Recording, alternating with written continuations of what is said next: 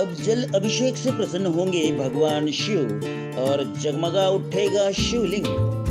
ऐसा शिवलिंग जिसमें जल डालते ही जलेगी लाइट। मात्र 100 रुपए। जल्दी आइए, जल्दी पाइए। राज्य अतिथि जगतगुरु स्वामी आत्मानंद सरस्वती ने ज्ञानवापी मामले में बड़ा बयान दिया है। उन्होंने कहा कि ज्ञानवापी मंदिर सरकार या कोर्ट के माध्यम से हमें सौंपा जा रहा है तो कष्ट हो रहा है। उन्होंने कहा, जब कश्मीर से हिंदुओं को मार मार कर भगाया जा रहा था तब उनके मुंह में ताला लगा हुआ था। मस्जिद के अंदर मंदिर के चिन्ह नहीं होते और यदि है तो निश्चित ही मंदिर को तोड़कर बनाया गया है। चांपा के तिवारी परिवार द्वारा आयोजित श्रीमद् भागवत कथा में शामिल स्वामी आत्मानंद सरस्वती ने धर्मांतरण के मुद्दे पर कहा कि ज्यादातर भटके हुए लोगों की वापसी हो गई है, अब सिर्फ 10% लोग ही शेष बच गए हैं।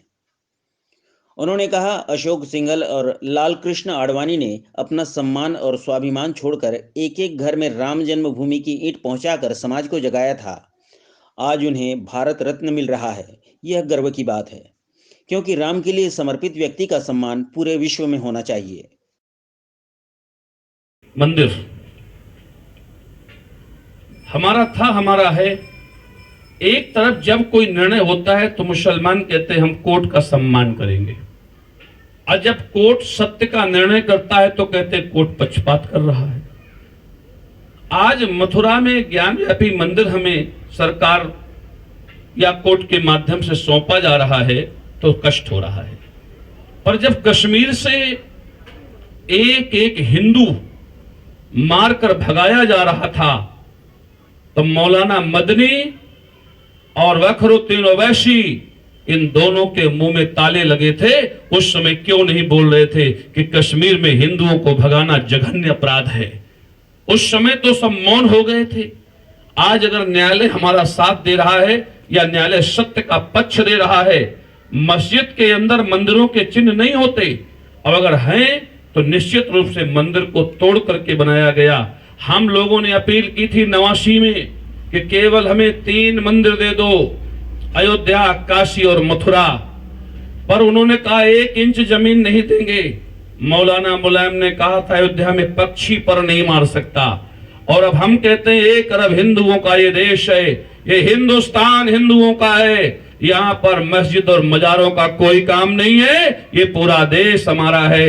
जहां जहां मंदिरों के विध्वंसक परिस्थितियों में मस्जिदों का निर्माण है, चर्चों का निर्माण है, तो 3 नहीं चाहे वो 30,000 हो, जहां हमारे मंदिरों के मान बिंदु हैं वहां मस्जिद और चर्च नहीं रहेंगे, नहीं रहेंगे, नहीं रहेंगे। आप लोगों में कितने लोग वहां गए हैं जो कह रहे हैं मंदिर पूरा नहीं हुआ?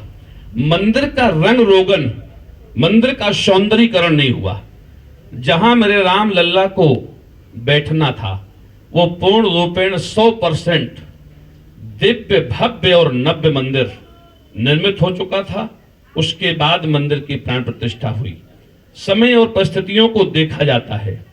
हमारा शास्त्र कहता है कि किसी परिस्थिति को यदि सामान्य बनाना है तो कुछ न कुछ समझौते करने पड़ते हैं। तो हमारा मकान बन गया है और किराए से हम रहते थे और कोई मकान खाली करा रहा है, तो हमारे मकान में कुछ काम बाकी है तो भी हम मकान में शिफ्ट हो जाते हैं। रंग रोगन बाद में होता रहता है, बस यही काम बाकी है। चौथा स्तंभ न्यूज के लिए ब्यूरो रिपोर्ट, जांजगीर चांपा। अपने आसपास की ताजा तरीन खबरों के लिए हमारे चैनल को सब्सक्राइब करें और बेल आइकन को दबाना ना भूलें।